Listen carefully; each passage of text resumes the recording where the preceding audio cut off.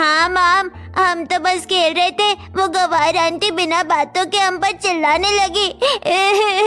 What? उस अनपढ़ औरत की इतनी हिम्मत कि वो मेरे बच्चों पर हाथ उठाए। अभी बताती हूँ। प्रीति गुस्से में बाहर आती है। ए कुसुम, तुम्हारी हिम्मत कैसे मेरे बच्चों को मारने की? तुम होती कौन हो मेरे बच्चों पर हाथ उठाने वाली? प्रीति जी, आप बिना बात जाने इतना क्यों भड़क रही हैं? मैंने किसी को चाटा नहीं मारा, मैंने तो बस उस सफाई वाले से बदतमीजी करने पर टोका था। प्रीति की आवाज सुनकर मोहल्ले की 4-5 औरतें, रेखा और बिमला भी वहाँ इकट्ठा हो जाती हैं। ओह प्लीज, मुझे मत सिखाओ, तुम लोग गंदे हो, तुम्हारे संस्कार गंदे हैं। मेरे बच्चे बहुत हाई क्लास है, वो किसी से बदतमीजी नहीं करते।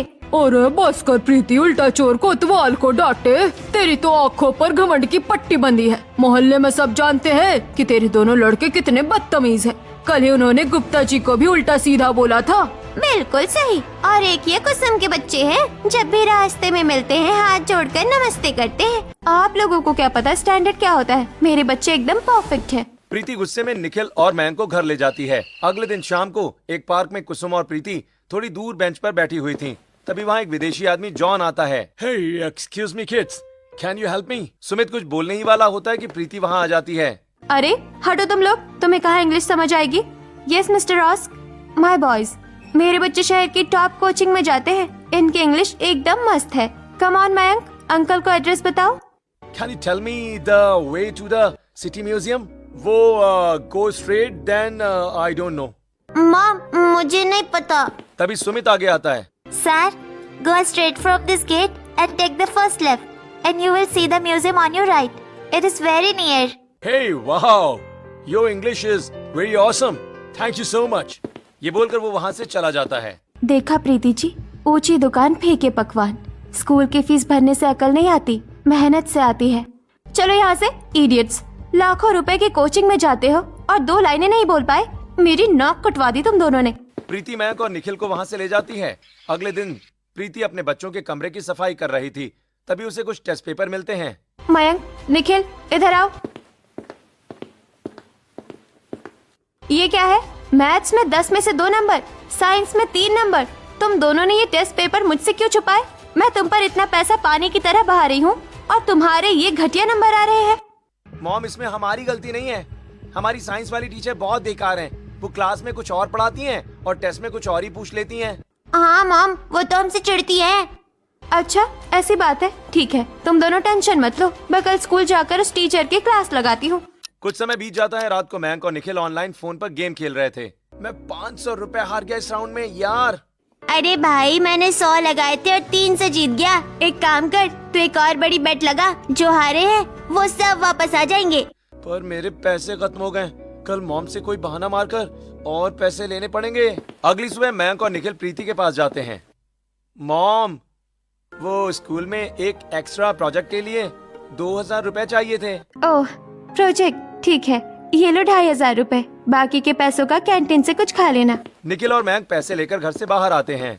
देख लिया भाई का स्वैग, आज रात को गेमिंग ऐप पर 2000 लगाएंगे और सीधा 5000 जीतेंगे। कुछ समय बीत जाता है। सुमित और काजल का पिता राजेश काम पर जाने के लिए तैयार हो रहा था।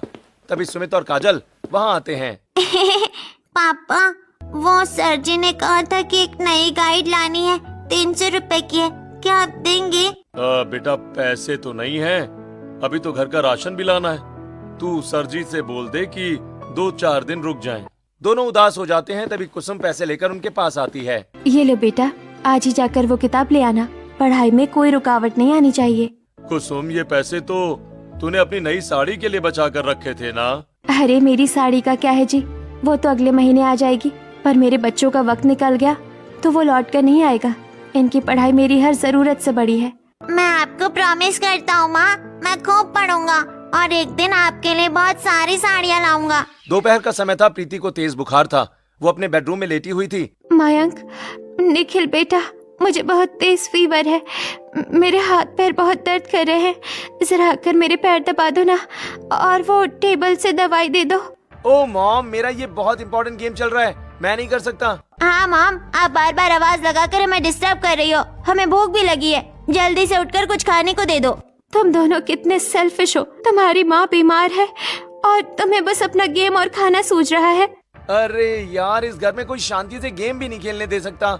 चल निखिल, बाहर चलकर बर्गर खाते हैं। मॉम, आप खुद ले लो अपनी मेडिसिन। दोनों वहाँ से चले जाते हैं। कुछ समय बीत जाता है और शाम हो जाती है। कुसुम के घर में बहुत सारे रिश्तेदार आए हुए थे। कुसुम किचन में सबके लिए खाना बना रही थी कि तभी सुमित और काजल वहाँ आते हैं। माँ, यहाँ तो बहुत गर्मी है, लाओ मैं आपको पंखा कर देता हूँ। और माँ, आप बैठो, मैं पूरियाँ बेल देती हूँ, आप बस तल लेना। अरे नहीं मेरे बच्चों, तुम दोनों क्यों इस गर्मी में आ गए? बाहर जाकर बैठो रिश्तेदारों के पास पंखे की हवा में। आप हमारी माँ हो, आप इतनी गर्मी में हमारे लिए खाना बना रही हो, तो हम बाहर कैसे बैठ जाए? हम आपकी मदद करेंगे। सुमित हाथ वाले पंखे से कुसुम को हवा करता है और काजल कुसुम के साथ मिलकर खाना बनवाती है। अगले दिन की बात है। कुसुम और प्रीति अपने अपने घर के बाहर बैठी होती हैं। सुमित, काजल, मयंक और निखिल भी आस पास खेल रहे थे। तभी विशाल वहाँ आता है।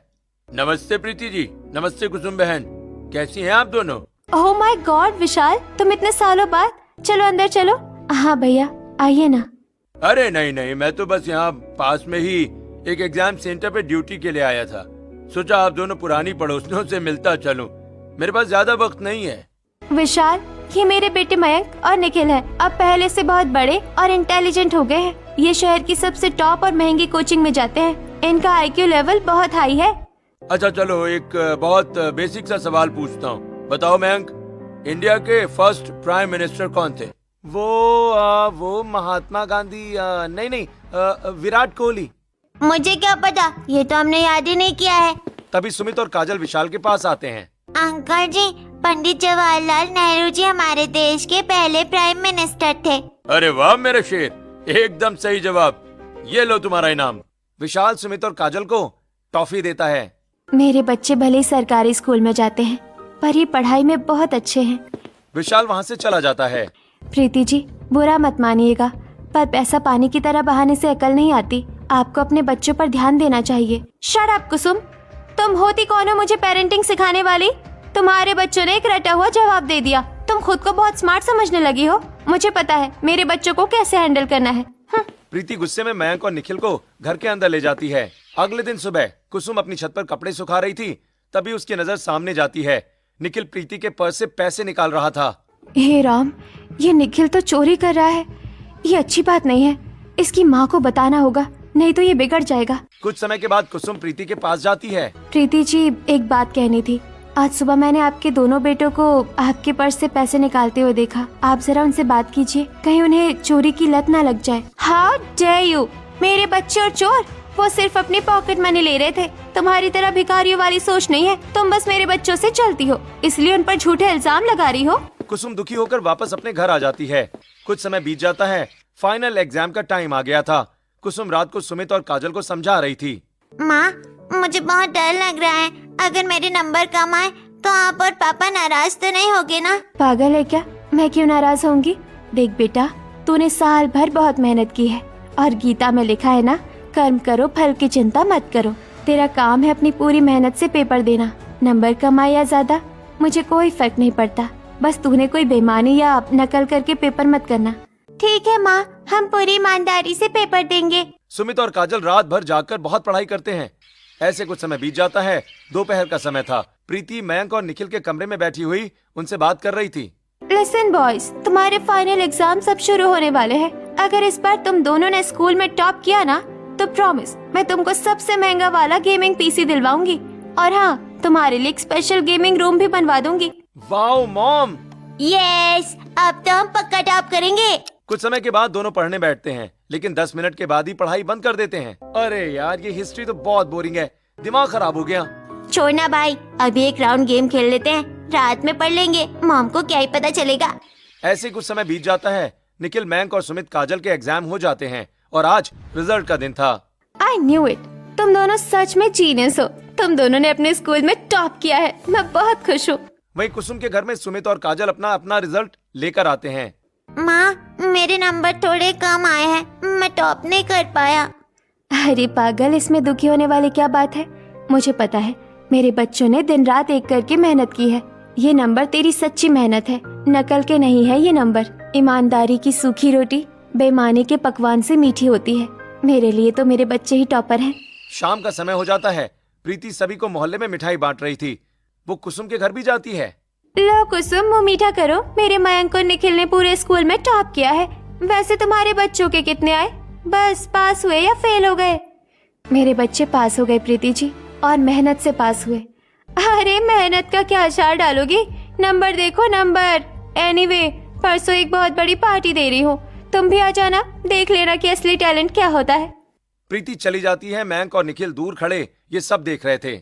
मॉम को लग रहा है कि हम अपनी मेहनत से पास हुए हैं, लेकिन सच्चाई तो कुछ और ही है। खाली क्लासरूम में मयंक और निखिल बैठे हुए थे। उनके हाथ में उनके रिजल्ट थे। जल्दी कर निखिल, इससे पहले कि कोई टीचर आ जाए, अपने नंबर बढ़ा ले।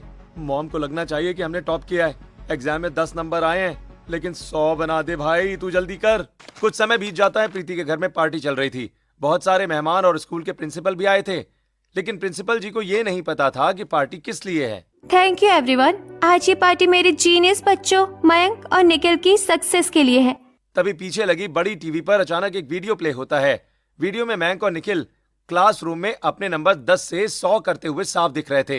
ये वीडियो मयंक और निखिल के एक टीचर ने ही बनाया था। मिसेस प्रीति, मुझे नहीं पता था कि ये पार्टी किस लिए है। तुम्हारे दोनों बच्चे तो एग्जाम में फेल हो गए थे, और मैं ये तुम्हें बताने ही वाला था। इन्होंने ऑफिस से रिपोर्ट कार्ड चुराकर खुद अपने नंबर बढ़ाए हैं। गेट आउट, निकल जाओ मेरे घर से। तुम दोनों ने मेरी सारी इज्जत मिट्टी में मिला दी। आज के बाद मुझे अपनी शक्ल मत दिखाना। प्रीति जी शांत हो जाइए, बच्चे हैं, गलती हो जाती है, ऐसे घर से बाहर मत निकालिए। तुम बीच में मत पड़ो कुसुम, ये मैटर मेरे घर का है। पार्टी खत्म हो जाती है। रात के 12 बज रहे थे। मयंक और निखिल घर के बाहर बैठकर रो रहे थे। तभी कुसुम उनके पास आती है। रो मत बेटा, पानी पियो। तूने गलती की है, इसीलिए तेरी माँ गुस्सा है। जब उसका गुस्सा ठंडा होगा तो वो खुद तुझे अंदर बुला लेगी। अगले दिन प्रीति ने बच्चों को घर के अंदर तो बुला लिया था, लेकिन वो उनसे बात नहीं कर रही थी। उसने उनका सारा गेमिंग सेटअप कूड़े में फेंक दिया था और उनके फोन भी छीन लिए थे। मॉम, प्लीज मुझे 500 रुपए दे दो, मुझे भूख लगी है। नो पॉकेट मनी, जब तक सुधरोगे नहीं एक पैसा नहीं मिलेगा। शाम का समय हो जाता है। मयंक और निखिल घर के बाहर खड़े थे। भाई मुझे गेम खेलने का मन कर रहा है, वो पैसों वाला गेम, पर मॉम ने तो सब छीन लिया। सुन, पास वाली गली में जग्गू भाई का नया गेमिंग जोन खुला है, हम वहाँ चलते हैं। मैं जग्गू भाई से उधार कर लूंगा, बोल दूंगा मॉम बाद में दे देंगी। उनको पता है कि हम पैसे वाले हैं, तो पैसे तो हम दे ही देंगे। दोनों गेमिंग जोन पहुंचते हैं और पैसे उधार लेकर गेम खेलने लगते हैं। कुछ दिन बाद मयंक प्रीति के पर्स से पैसे चोरी करता है। पता नहीं मेरे पैसे कहाँ चले गए, किसने चोरी किया? मॉम, वो सामने वाले आंटी के बच्चे सुमित और काजल आए थे। सुबह मैंने उन्हें आपके पर्स के पास देखा था, शायद उन्होंने ही निकाले होंगे। प्रीति गुस्से में कुसुम के घर जाती है। ए कुसुम, तुम्हारे बच्चों ने मेरे घर से पैसे चुराए हैं, तुम लोग चोर हो। प्रीति जी, आप अपने घर में अच्छे से जांच कर लीजिए, चोर आपको वही मिल जाएगा। मेरे बच्चों ने चोरी नहीं की। प्रीति कुसुम को उल्टा सीधा सुनाकर वहाँ से चली जाती है। कुछ समय बीत जाता है। निखिल और मयंक गेमिंग जोन में बहुत परेशान खड़े थे। अरे ओ अमीर बाप के बिगड़े नवाबो, तुम्हारी 5000 की उधारी हो गई है। 3 दिन से कह रहे हो कल देंगे कल देंगे। आज पैसे निकालो वरना घर नहीं जाने दूंगा। ए जग्गू, चिल्ला मत, तेरे पैसे दे देंगे, हमें घर जाने दे। तेरी ये जुबान ना मैं अभी खींच लूंगा। अब तुम दोनों कान खोल कर सुन लो, जब तक पैसे नहीं आते तुम दोनों मेरे इस गेमिंग जोन का झाड़ू पोछा करोगे। प्लीज अंकल, हमसे पोछा मत लगवाओ, हमारे कपड़े गंदे हो जाएंगे। ए, चुपचाप काम शुरू कर, नहीं तो पीटूंगा अभी। मयंक और निखिल रोते हुए झाड़ू पोछा लगाना शुरू कर देते हैं। रात का समय था। कुसुम बाजार से लौट रही थी कि तभी वो मयंक और निखिल को देख लेती है। ए जग्गू, तेरी हिम्मत कैसे है इन छोटे बच्चों से ये काम करवाने की? अरे कुसुम भाभी, इन्होंने मुझसे उधार लिया है, इसीलिए मैं करवा रहा हूँ। अभी इनके घर चलकर तेरा हिसाब करवाती हूँ। बच्चों तुम मेरे साथ चलो। कुसुम मयंक और निखिल को प्रीति के घर लाती है और प्रीति को सारी बात बताती है। ओह माय गॉड, मैंने ये क्या कर दिया? मुझे लगा मैं उन्हें आजादी और पैसे देकर मॉडर्न बना रही हूँ, पर मैंने तो अपने ही बच्चों को बर्बाद कर दिया। अगर आज कुसुम तुम ना होती तो वो जग्गू पता नहीं मेरे बच्चों के साथ क्या करता। प्रीति पैसे लेकर जग्गू के पास जाती है। ये लो तुम्हारे पैसे, और एक बात कान खोलकर सुन लो जग्गू, तुम्हें शर्म नहीं आती इतने छोटे और नासमझ बच्चों को उधारी देते हुए? सॉरी मैडम, आगे से ऐसा नहीं होगा। कुसुम वहाँ से चली जाती है। ऐसे ही कुछ समय बीत जाता है। कुसुम घर के बाहर बैठी थी, तभी प्रीति उसके पास आती है। कुसुम प्लीज मुझे बताओ, तुम ऐसा क्या मैजिक करती हो? तुम्हारे पास पैसे नहीं है, फिर भी सुमित और काजल इतने अच्छे और संस्कारी है, और मैंने अपने बच्चों को सब कुछ दिया, फिर भी वो मुझसे दूर हो गए। मुझे भी वो मैजिक बताओ। प्रीति जी, इसमें कोई जादू नहीं है। आप अपने बच्चों को पैसे वाला प्यार देती है, मैं उन्हें ममता वाला प्यार देती हूँ। मतलब ये कि बच्चों को बाहर का पिज्जा बर्गर नहीं, अपने हाथों से बनाकर रोटी सब्जी खिलाइए। उन्हें मोबाइल देकर कमरे में बंद मत कीजिए। रात को अपने पास बुलाकर अच्छी अच्छी कहानियाँ सुनाइए, उनका टिफिन खुद बनाइए, उनका स्कूल का होमवर्क खुद चेक कीजिए। प्रीति जी, जब वो गलत राह पर जाएं, तो उन्हें डांटकर सही रास्ते पर लाना ही असली ममता है। तुम सच में बहुत अच्छी हो कुसुम, मैं ये सब फॉलो करूंगी जो तुमने मुझे बताया है। अगले दिन से प्रीति वो सारी बातें फॉलो करती है जो उसे कुसुम ने बताई थी, और कुछ ही दिन में निखिल और मयंक पूरे बदल जाते हैं। मॉम, अब हमें मोबाइल वाला गेम नहीं, आपके साथ लूडो खेलने में ज्यादा मजा आता है। मैं भी तुम दोनों से बहुत प्यार करती हूँ मेरे बच्चों। और हाँ, अब तुम दोनों कुसुम आंटी के दोनों बच्चों से दोस्ती करना और उन्हें अपना बेस्ट फ्रेंड बनाना। दूर खड़े होकर कुसुम ये देख रही थी और वो बहुत ज्यादा खुश हो रही थी। बदतमीजी है, ये तुम्हारे पापा की उम्र के हैं, बड़ों से ऐसे बातें करते हैं, शर्म नहीं आती तुम दोनों को? यू शट अप आंटी, आप होती कौन हो हमें डांटने वाली? जुबान संभाल कर बात करो।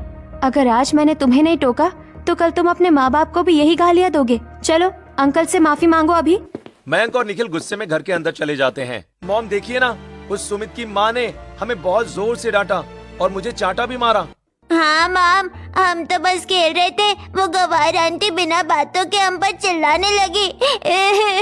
व्हाट? उस अनपढ़ औरत की इतनी हिम्मत कि वो मेरे बच्चों पर हाथ उठाए? अभी बताती हूँ। प्रीति गुस्से में बाहर आती है। ए कुसुम, तुम्हारी हिम्मत कैसे हुई मेरे बच्चों को मारने की? तुम होती कौन हो मेरे बच्चों पर हाथ उठाने वाली? प्रीति जी, आप बिना बात जाने इतना क्यों भड़क रही हैं? मैंने किसी को चाटा नहीं मारा, मैंने तो बस उस सफाई वाले से बदतमीजी करने पर टोका था। प्रीति की आवाज सुनकर मोहल्ले की 4-5 औरतें, रेखा और बिमला भी वहाँ इकट्ठा हो जाती हैं। ओह प्लीज, मुझे मत सिखाओ, तुम लोग गंदे हो, तुम्हारे संस्कार गंदे हैं। मेरे बच्चे बहुत हाई क्लास है, वो किसी से बदतमीजी नहीं करते। अरे बस कर प्रीति, उल्टा चोर कोतवाल को डांटे। तेरी तो आंखों पर घमंड की पट्टी बंधी है। मोहल्ले में सब जानते हैं कि तेरे दोनों लड़के कितने बदतमीज हैं। कल ही उन्होंने गुप्ता जी को भी उल्टा सीधा बोला था। बिल्कुल सही। और एक ये